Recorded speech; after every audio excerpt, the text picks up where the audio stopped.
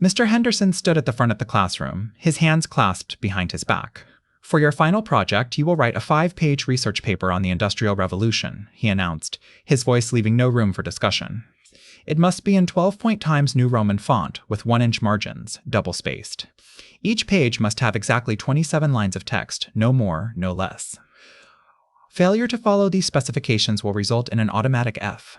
I scribbled down the requirements, knowing from experience that Mr. Henderson's assignments only got more specific as the deadline approached. As the due date approached, Mr. Henderson added more requirements via email. Additional requirements: your paper must include exactly 5 primary sources, cited in APA 7th edition format. Each source must be referenced at least 3 times. You must include exactly 3 charts or graphs, each taking up precisely 1/3 of a page. Your introduction must be exactly 250 words, your conclusion exactly 200 words. Every paragraph must be between 4 to 6 sentences long. Any deviation will result in point deductions.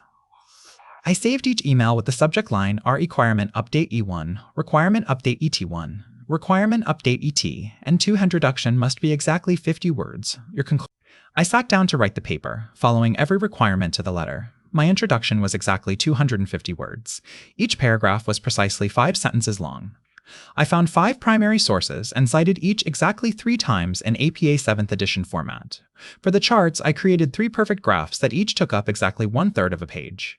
When I reached 5 pages, I stopped, even though I had more content, because that was the requirement. The paper was perfect in every way, following every rule Mr. Henderson had established. I submitted it exactly 24 hours before the deadline, feeling a quiet satisfaction that I couldn't quite explain.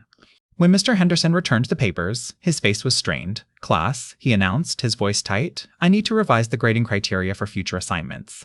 The specificity of requirements was excessive.